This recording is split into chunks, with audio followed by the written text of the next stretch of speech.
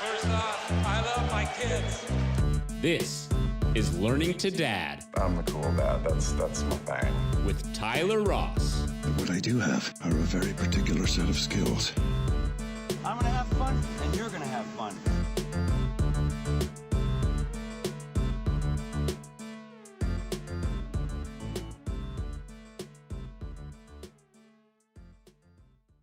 Hello, this is Tyler Ross, and we're doing Learning to Dad, a very special episode today with Sarrah Rose, who is the founder of Tantric Activation. She's a certified sex coach and specializes in men's sexuality. As a sex coach, Sarrah works with men to help them become advanced lovers and sexual masters. Sarrah understands that sexuality is linked to confidence in all areas of life, and from premature ejaculation to difficulty getting hard to porn addiction to inability to bring their women to orgasm. Sarrah guides men through these issues and more so that they can reach their goals. Sarrah, it's awesome to talk to you. Thank you for giving me your time today. Yeah, I'm glad to be here. Thanks for having me. Yeah, so we ended up connecting on Instagram because of our shared interest and newfound passion. You've got a couple stripes already in Jiu Jitsu. Yes, I love Jiu Jitsu. Yeah, it's definitely a huge passion of mine. It's some probably borderlines on addiction. Well, I'll give a shout out to your Instagram accounts now. Of course, you've got at Tantric Activation, but also at Sarrah Rose Jiu Jitsu, which Sarrah is Sarrah, Sarrah Rose Jiu Jitsu. So if you're listening on your phone, pull it out, open Instagram, and give Sarrah a follow. But you've managed to get quite a following on both of those profiles. I'd love to talk to you a little bit about how you got into your business, if you don't mind sharing that. Yeah, absolutely. So Tantric Activation is my company. I started it, I guess, 3 years ago now. Prior to that, I was teaching more on a local level here in Austin, where I live. I'm just in-person courses, group classes, things like that, one-on-one coaching, but it was just very much local. And then my following did start to grow, and so people were wanting to work with me on an international level. And so I created a online course for men at that point called Stallion Training, and been selling that. And then I now do all my private coaching through video chat. So it's a 10-week program where we meet once a week through video chat. And then I give the guys a audio guide that they listen to and do practices to throughout the week. So both the online course and the private coaching can be done. They are done on your own without a partner. So guys that are in partnership, it's fine for them to do it. Or if they're single, they can do it also. So it's really something that all guys can do. Yeah, that's a really cool thing, and a topic that we've really not discussed at all because we've been so focused on the parent-child relationship. Every now and again, we get to like the parents' relationship as spouses. So I'll be really excited to kind of unpack some of these ideas on how your training and your experiences can, help what I expect are mostly men listening to this podcast, but any women that care to listen to it also. First, I'd be interested to know what we talked about already. Like what is your typical customer like? So my typical customer is really any guy, because what I'm able to offer men helps guys that may be struggling in the area of sexuality, or they feel like things are great and they want to take it to the next level. So the cool thing about Tantra is it's something that is so different from conventional sex, which is what most people have. And so when guys train in tantric sex, that's where the sexual mastery really comes in place. And not a lot of guys have done any training in Tantra. And so especially in relationships, when I get messages every single day from men, and their number one complaint or issue that they're having is that they're married, they love the woman that they're with, but they're so frustrated because they're not having sex anymore. And that's a really big issue for guys. And there are a lot of reasons for it. I definitely don't put the blame solely on men. I've actually worked with women in Austin still locally. I do a course with women every fall that's 12 weeks in person. So I get both perspectives of it. And women have to do their part as well. Like, they're very shut down, very repressed sexually because of the culture that we live in. And what happens in a relationship is initially we're driven by lust, which comes from the sex organs. It's testosterone driven. And both men and women are driven by this hormone, and it's biologically there, designed to get us out there finding the person to procreate with. And then we meet a person that we feel like we have this chemistry with, and we go through this period of romantic love. And this can only last between 4 and 18 months because it's driven in the brain by dopamine and adrenaline primarily.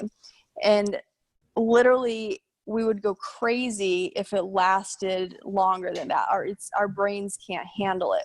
And so what happens in most relationships is they're like, wow, everything was amazing.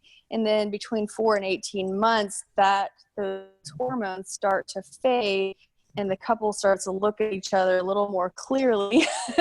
And they're like, what happened here? What have I gotten into? Why are things not the way they were? And they go through a lot of disillusionment in that period. And that is primarily designed to get couples to procreate in order, so that way they have a child. And then they're bonded by oxytocin in this next phase of the relationship that usually lasts up into about 4 years.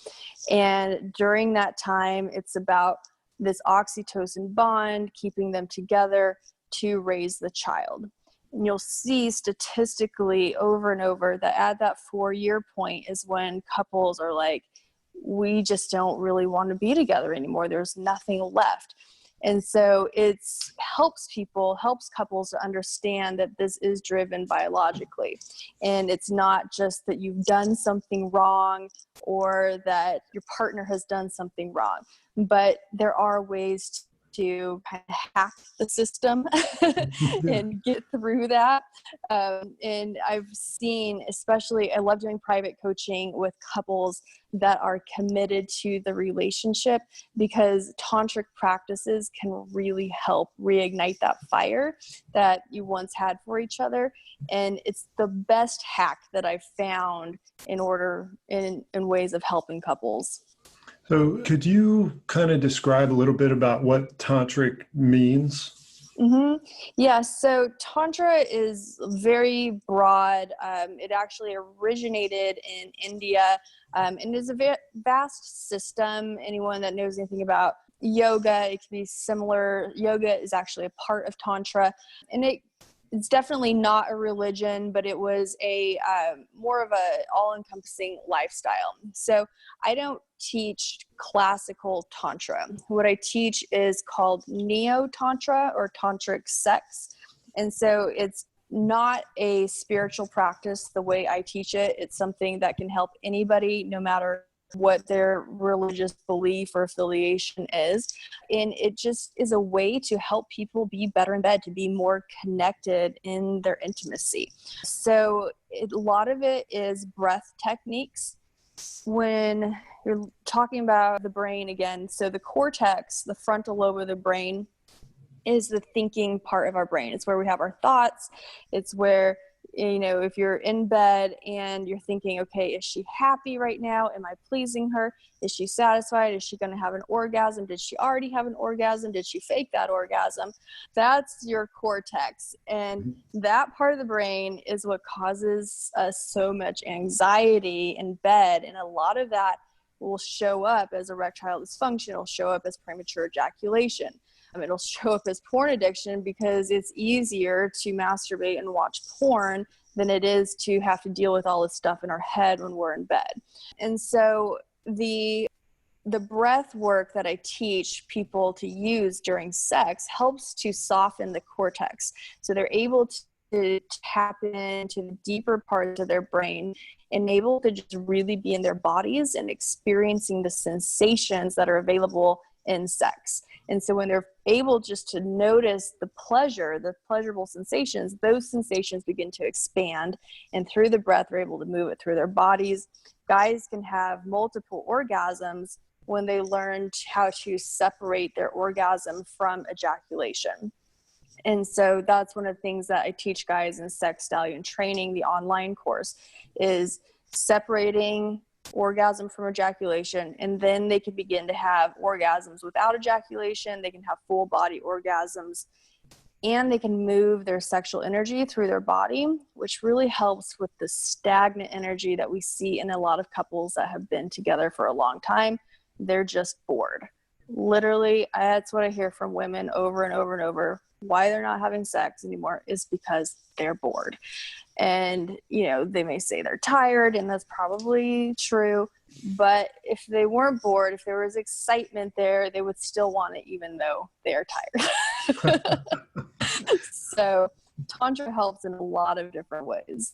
Yeah, and so working with couples, do you find that rather than, 50% of a couple, that's far more effective when you have two completely open minds and like come together through your teachings and explore the things that you're teaching, they get more out of it together than one person would on their own? Definitely it helps if both people are on board. I do have guys though that they decide, okay, I'm just going to take charge. I'm going to start focusing on myself and my own sexuality. Because a lot of times the partner, and it goes both ways. Like sometimes the woman's on board and the guy won't talk about it. Sometimes the guy's on board and the woman won't talk about it. And that, I can understand the frustration around that. But when one person really just says, hey, you know what, this is important to me. I'm going to take charge of my own sexuality. And that can be contagious. Like it can be the sexual energy starts moving. It starts becoming cultivated. It creates new magnetism in a person, and confidence starts to show up in different ways. And your partner can see that and start to become more attracted to you again. So there's always that possibility, and I don't guarantee that because I don't get in trouble, but it does happen. Yeah. I've definitely seen that happen, and because it's really sexy when you see your partner and he's lit up and he's got that sexual energy, that's attractive. So are there any let's see, like simple little things that you could offer up as like an idea on how to change your energy? Yeah, one of the best things that a guy can do is testicle massage every day. I actually have a guide on that I sell.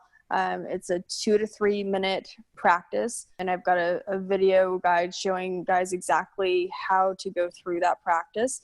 And that really helps connect a guy with his sexuality. If there is any issue with erectile dysfunction or premature ejaculation, many men tend to disassociate from their penis. They feel like their dick is broken kind of thing. And it can be very traumatic. And so they disassociate, and then that area of the body starts to feel numb. And so through testicle massage, they're able to reconnect and have this mind-body connection again and begin to feel life in that area of their body. So that's a very, very powerful tool. Yeah, I'd say that's number one. I never in 1,000 years expected that answer, but it makes intuitively perfect sense to me. And I'm sure that if anyone would suffering from those problems would try that, I could see why that would be so useful and beneficial. Can you talk to me a little bit about, let's say, men and, maybe being rejected by their partner?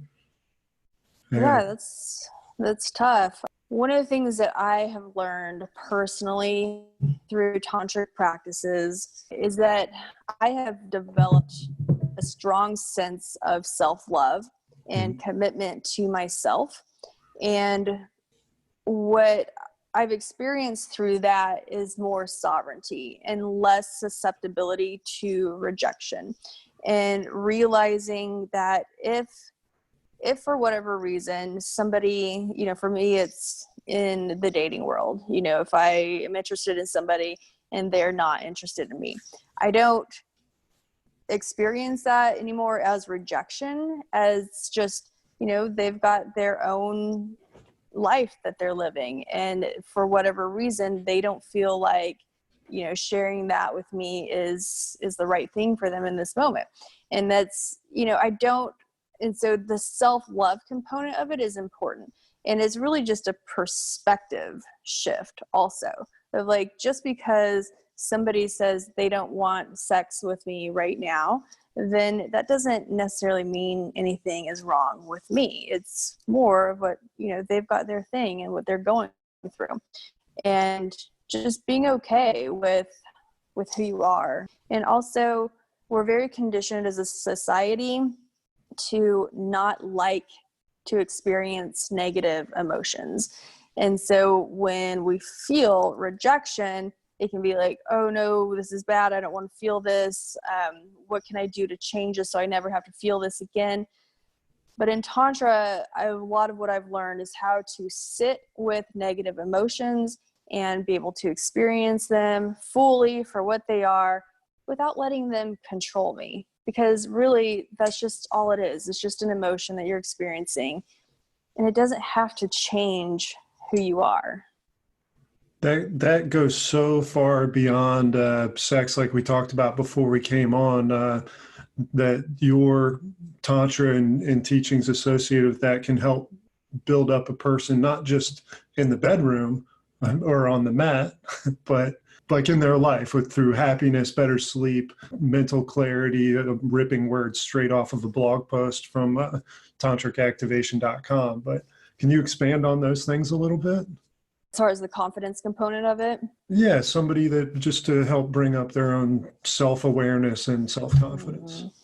Yeah, self-awareness is very important. And it's really what makes somebody attractive, because that self-awareness gives somebody real confidence, true confidence, rather than narcissism, bravado, something like that, which a lot of people put on, but it's not sourced internally. It's just an exterior facade that they have that's generally used for manipulation.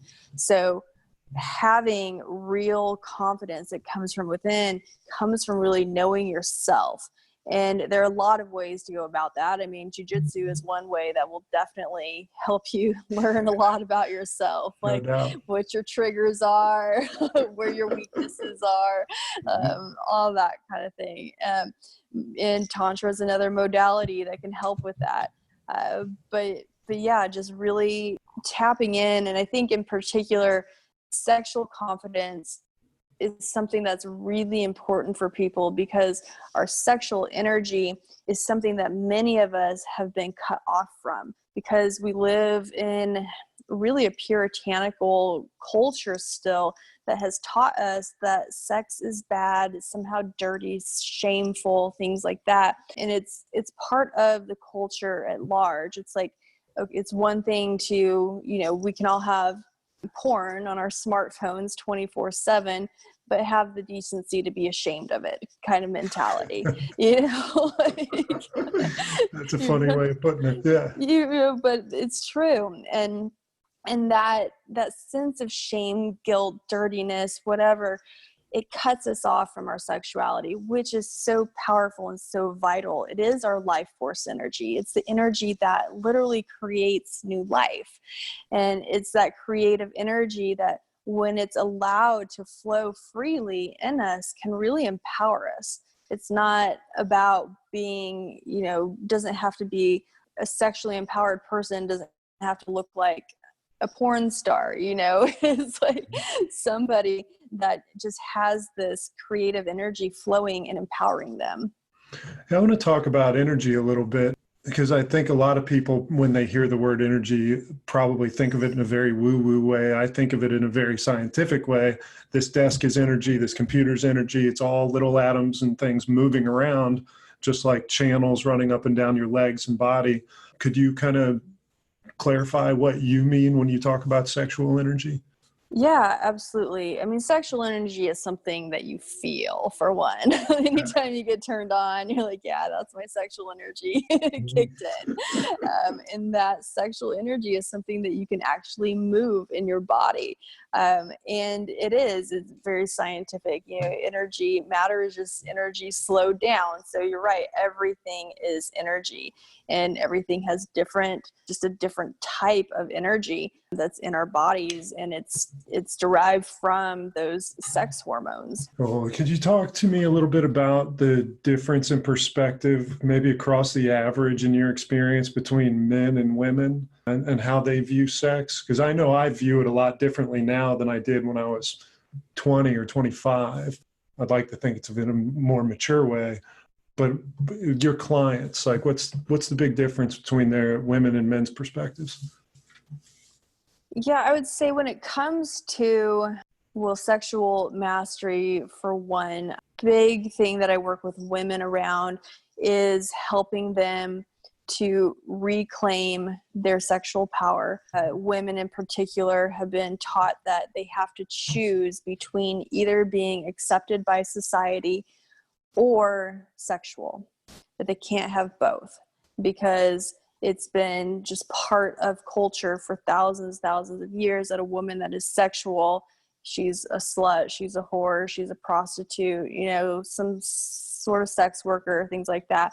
And so women have to shut down, and that affects them when they're in marriage, because they carry that with them into their marriage. And so, like I said at the beginning, when biology kicks in and like the hormones are pumping, things may be great, but then that shame's going to catch up with her if it's not something that she's dealt with. If she's really been judgmental of her sexuality from the time of puberty or even before, then it's going to be hard for her to really be fully sexually expressive in her relationship with her husband, even though that's an area that maybe she's been taught, like, it's okay.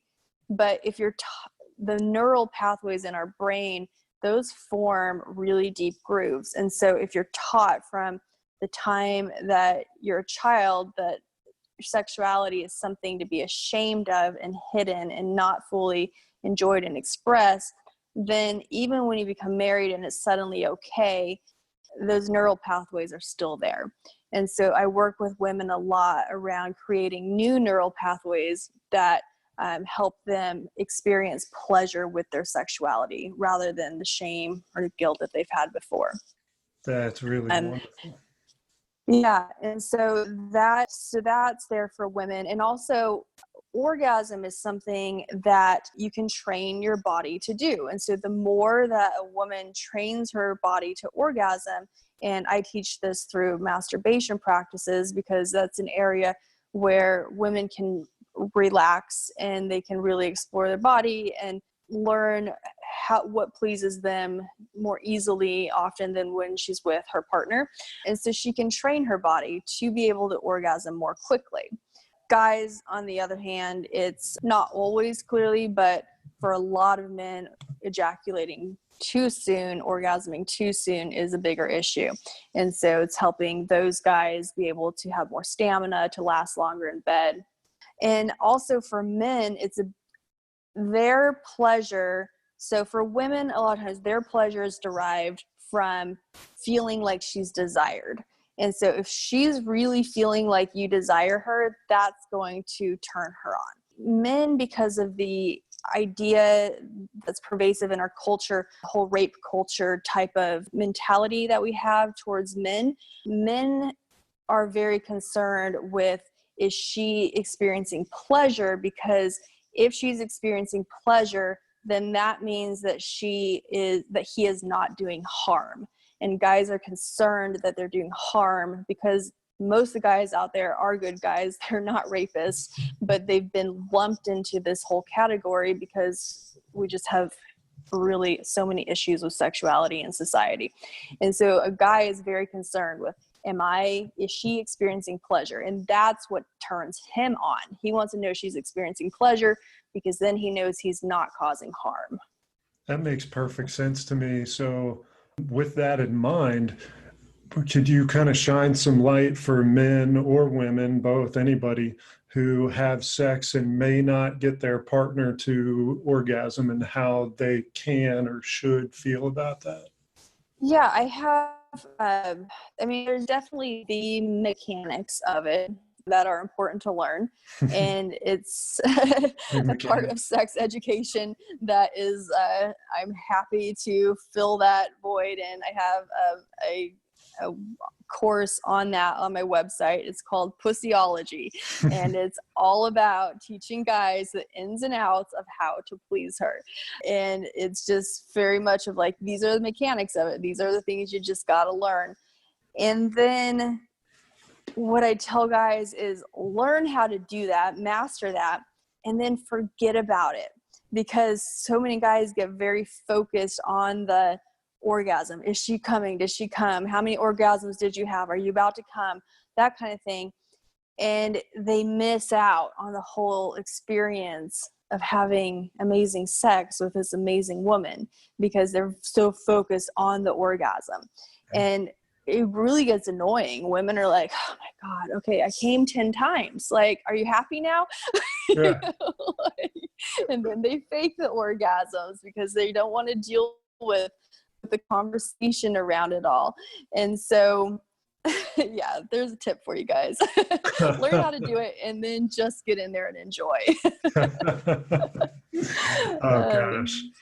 Well, I want to circle back a little bit to porn. It's far more available than it's ever been. It's so easy to access. Does porn have a place in a relationship? I think that depends on the couple. I will say that study after study shows that where porn and where in societies where porn and sex workers are available, sexual violence goes down.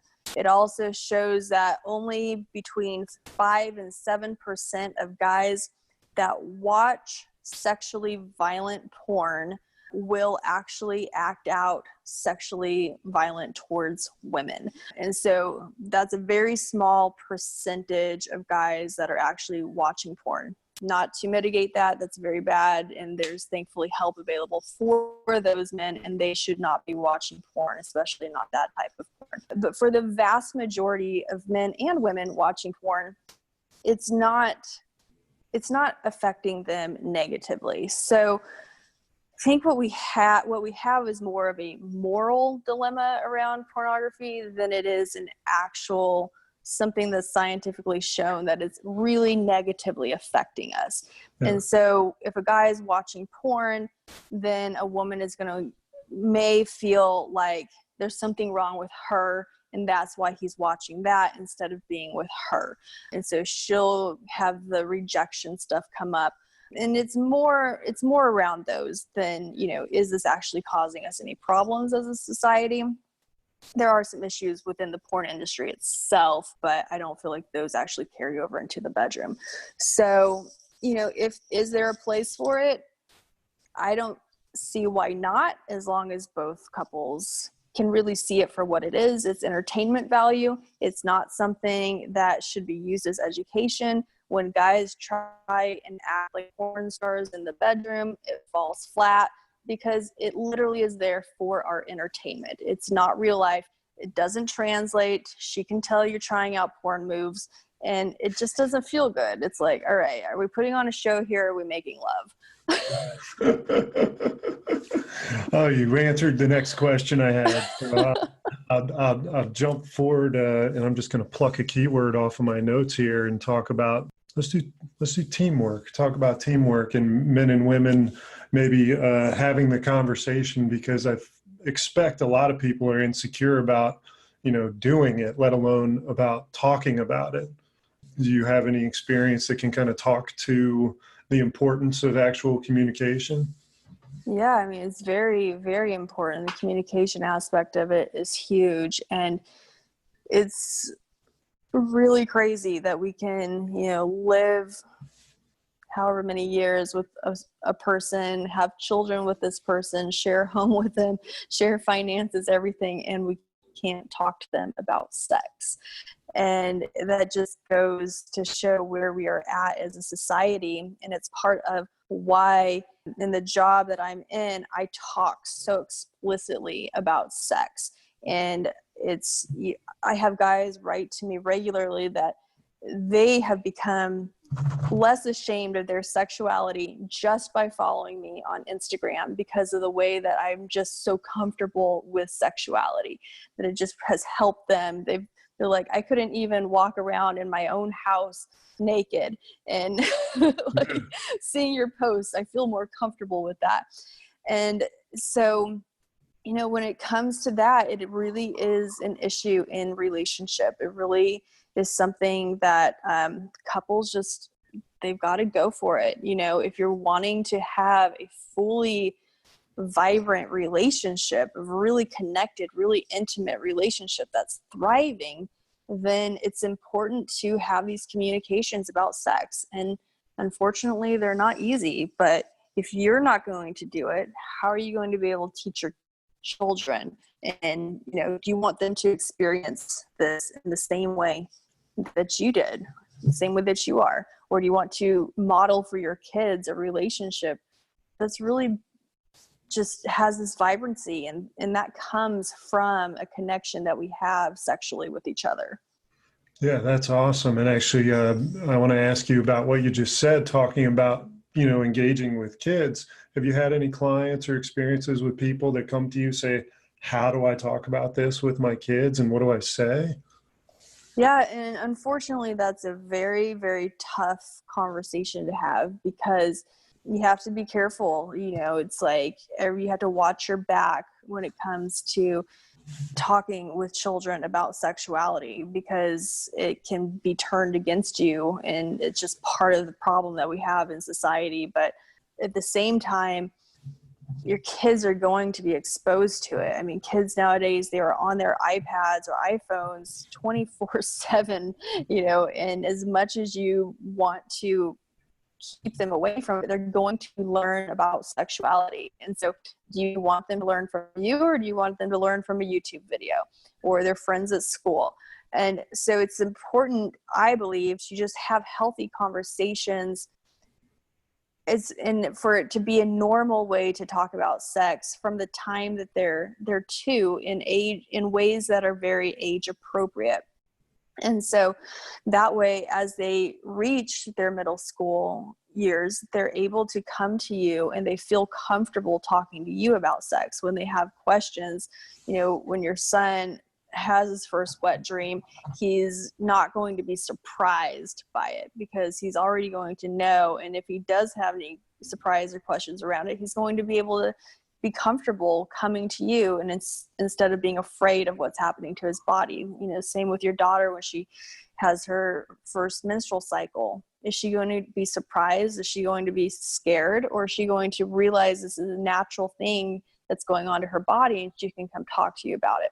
And she's only going to be comfortable if she's been able to talk to you about these things as she grows, you know, from the time that she is 2 years old. And are these things normal to talk about? You just brought back a vivid memory of my first wet dream, and I stored that one back way in the back of my head. Let's talk about maybe the continuing effort that's required, as I assume this is not a take your course once, I'm a master now and I'm done. It's forever evolving and changing thing. Do you have some like super long-term clients been with you, you know, since you started your business? Actually, no. I don't. I guys get to the end of my 10-week program and I'm like, you don't need me anymore. Like, go, you're doing amazing. So Stallion Training is the 7-week online course, and that teaches the basics, the fundamentals of tantric sex. And so that is where I like guys to start. And then, you know, they get a taste of it. They get to see if this is something they want to pursue, and then move into private coaching with me. And so the private coaching is 10 weeks, and it's an intensive 10 weeks, but it's amazing. The guys that come through that program, their lives are completely transformed. And that's actually what brings me the most joy, is like seeing these guys go through the private coaching program. And then after that, some of them that are in relationship at that point, or later on when they're in relationship, they'll come back and they'll be like, hey, can we do the couples program together? Or maybe they've gone through Stallion Training and they just want to go straight to the couples program and not do the personal one-on-one on their own without their partner. So it can go either way. But no, I don't have lifetime clients. It's like, get in here, get the work done, get on your way. Yeah, I can get that. Once you get them on the right kind of vector and cut them loose, let the arrow loose. Yeah. So what kind of transformations do you see in people?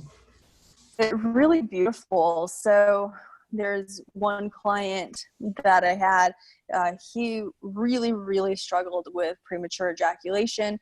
And it was something that he had always struggled with since he first started masturbating, first times having sex. And he had tried tantric practices before to try and help, and it hadn't helped. And so through the private coaching, we were really able to get to the root psychologically of what was going on. And after doing the 10 weeks with me, he's had zero issue. I mean, no issues at all. And to the point where the woman that he is with, she's just blown away. She's like, I've never experienced anything like this. And he messaged me one day. He's like, Sarah, she says she's never experienced anything like this. I'm like, he's like, and I didn't know I could do this either. So yeah, so that was amazing. Another guy, he was in a relationship and he had never had any issues with erectile dysfunction before, but he was experiencing it in this relationship. And so we were able to work through that. What he wrote about the experience was, he's 27 years old. It had all his, testosterone checked. Everything was fine. He never had issues before, but he felt like his penis and his balls were just shriveled up. And we were able to bring him back to a space of sexually thriving. And, now relationship he's in, no issues at all. And this is a combination between like mental effort, physical practices, breathing. It seems like so much is done through the breath with, Iceman Hoff, Wim Hof talking about it constantly. And it only makes sense that it would affect you, mind, body, spirit, sexual energy, and all of that. So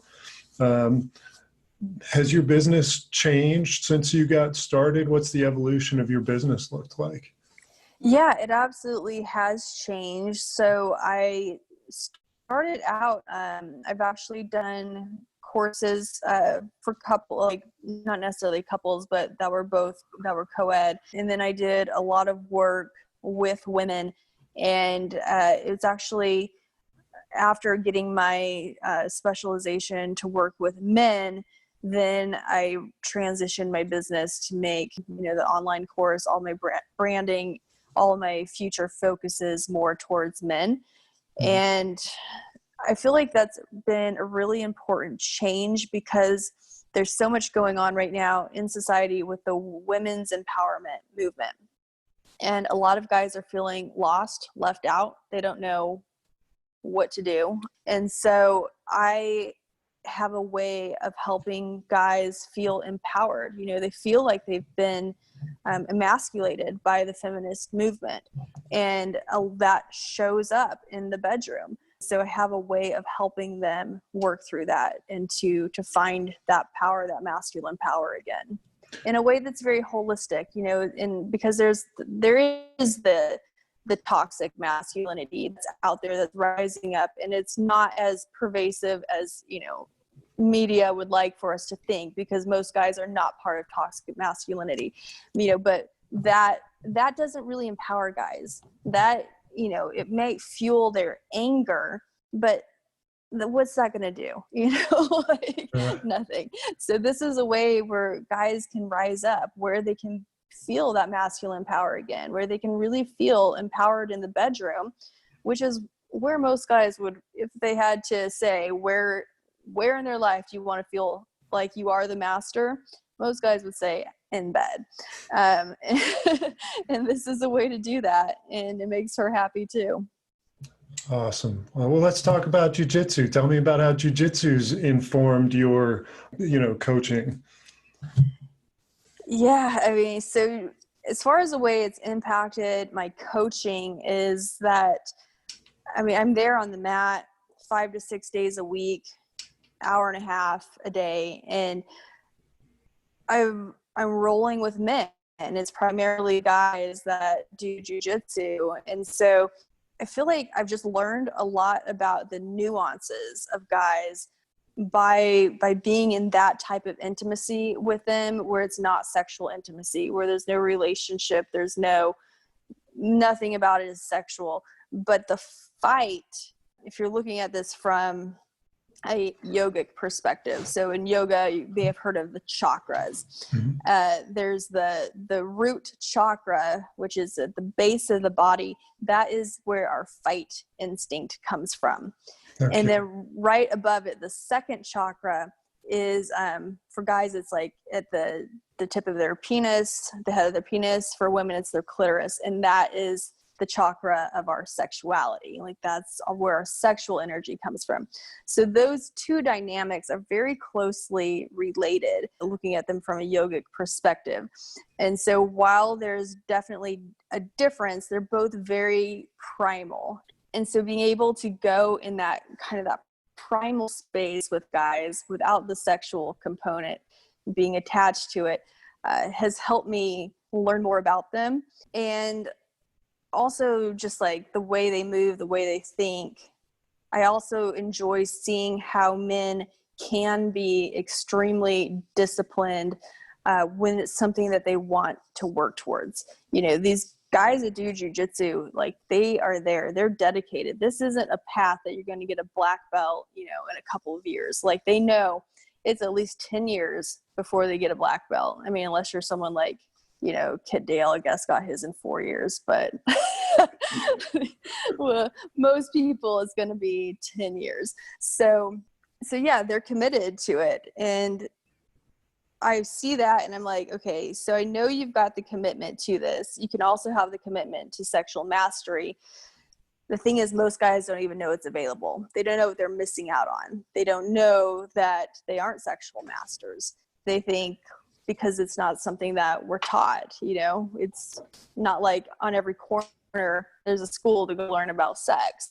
And so people do what they're doing and they think like, oh, that's all there is to do. Well, there's not. Well, one of my favorite things about jiu-jitsu is sucking at it. Like going in there, finding out in real life, where do I stand? And when I'm getting choked out by a dude that weighs 40 pounds less than me, like I know exactly where I stand, and that failure informs my path so much moving forward. And to go back to sexual mastery, being a sex stallion, like how important is to just trying and not being afraid to fail or learning from a failure? Yeah, absolutely. It's like when you're there on the mat, you're trying out different moves every time. Like every class, professor's going to say, okay, do this, do this, do this, do this. You're trying out new things. And it's not like that in sex. Most of the time, people get into their routine and that's all they ever do. And it's like, well, let's just try something else. Yeah. What if every single time you got into bed, you tried out 3 different moves and you were doing this for an hour and a half a day, and each time it was 3 different moves? You'd become a sexual master. And so taking that perspective compared to what most people are doing in bed right now, they've been doing the same moves the entire time they've been having sex. And no wonder women are bored.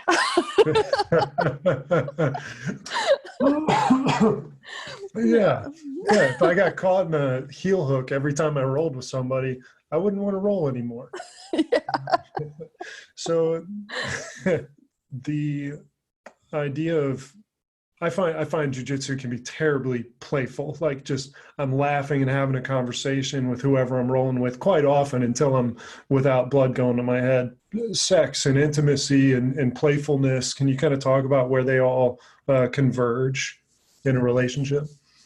Yeah, it's definitely important to have that fun, playful component to your relationship. And that often gets lost, especially after kids come around, and many times women end up taking on a role of the mother to her husband, and that shuts down intimacy. And so when you're able to, come back together in more of like that childlike state where you're both having fun and not like one of you is and the other one is like, oh God, I have to do the dishes, and he's over there, joking around, and then she gets pissed off and is like finding a way to engage together in that playfulness is important. Yeah. So how long have you been rolling? It was a year in May was my 1-year anniversary. That's wonderful. And you'll continue to do it forever. And you're still going a couple times a week too, 3, 4, 5 times a week. Yeah. Nice. Yeah. I'm there as often as I can, 5 to 6 days a week, unless I'm injured, which I feel like happens all the time. Right? I got a tweaked neck now. I haven't been able to go for like 4 weeks. I've been taking privates with a guy, so he's not going to crush my neck. Oh man. Did you see a chiropractor? Yeah, seen 2 chiropractors, been acupunctured a couple times, got some Rolfing done, trying everything. Cryotherapy? I haven't done that yet. I'll probably go to do an ice bath this week at some point, maybe a couple. Yeah. I do cryotherapy 5 times a week. No way. Yeah, because it just cuts down the inflammation, so that way I don't have to do ibuprofen or anything like that. Oh, yeah. Yeah, so every morning, first thing I do, I get up, I go do my cryotherapy. And that, and I see my chiropractor routinely once a week just to keep things in place, and massage therapist once a week. Yeah, it's a lot of maintenance. Right? The self-care is so important, though. If you don't feel good now, what makes you think you're going to feel good later? I know. I'll give a shout out to Haymarket RXR3 Recovery Lab, because they have a cryo chamber, and it's the only one I'm aware of within 30 miles of here. I got you back now. Cool. But yeah, so you're 4-stripe white, probably blue anytime now? No, I'm 2-stripe white. Two-stripe white. I'm at the Jean-Jacques Machado School here in Austin, have fantastic professors. I moved to this school in February. I had been at another school prior to that I actually was not being trained in Brazilian Jiu Jitsu. Mm-hmm. It's kind of a hodgepodge of other things being taught there. So my formal BJJ training actually started in February. So hoping now that I'm in a place where there's like really good quality teaching, that I'll be able to make some good progress. Awesome. So I'll talk about jiu-jitsu a little bit specifically, so we can shout out the martial art that really deserves a place everywhere. Being it tends to be mostly men, what inspired you to try, and what would you say to women that are thinking about trying? Well, what got me in the door was self-defense. Mm-hmm. That was what I went for. Having a large online presence, majority men, I definitely felt like it was important to know how to protect myself. And so, yeah, I didn't even know what jiu-jitsu was. I'd never heard of it. And I just went in for a self-defense class, and it ended up being jiu-jitsu, and I loved it. And so I stayed with it. When I first started, I was like, I had no interest in the belt, no interest in stripes. I'm like, I'm just here to learn how to defend myself, And now I want to start competing, and I'm totally in the whole world. So how would you describe it to people that don't know the difference between that and Taekwondo or Judo or Tai Chi or anything? So I don't really know a whole lot about those other disciplines since I haven't done them. I did some judo at my prior school, and I really enjoyed it. Judo my understanding of judo, which is very limited, is that it's a lot more of the throws, takedowns. Jiu-jitsu, Brazilian Jiu Jitsu, a lot of it is the ground fighting. So it's chokes and arm bars and ankle locks, things like that. And yeah, I don't know anything about Taekwondo or any of those other ones, really. But it's mostly ground fighting and grappling, and like you say, and which, in my perception, from my my man perspective, seems like the greatest martial art for self-defense for women, considering that women tend to be smaller on average than men tend to be on average, because the benefit is really born out of leverage and technique and skill as opposed to mass or strength. Is that fair to say? Yeah, absolutely. And the Gracies that started Brazilian Jiu Jitsu, I can't remember which one, but maybe it was all of them, but they actually designed it to be for the smaller person. So that's really just isn't inherent in the entire Brazilian Jiu-Jitsu lineage. Mm-hmm. Awesome. Well, I'll have a couple quick kind of short answer kind of questions for you and we'll wrap up. But so far, thank you so much for the time. And I hope that men will feel comfortable going to your website and signing up, maybe get a couple people in the door and improve their relationships, improve their self-confidence, improve their parenting, just everything across the board. So I've kind of reformulated a couple of these questions I usually ask to dads, but I'll ask you as a sex coach, one of my favorite questions, the billboard question. If you had a billboard on the main highway going through Austin and it had to fit a piece of advice that you could give to men, what piece of advice would you put on that billboard? Be a sex stallion. TantricActivation.com. Okay. What gift would you give to all men? The gift of sexual self-confidence, sexual confidence. Yeah, it goes a long way. What is something that you would put on dads or men's not to do list? Don't ever do this. That's a good one. Here's a good one. It's kind of like jiu-jitsu. Clip your nails before you go in.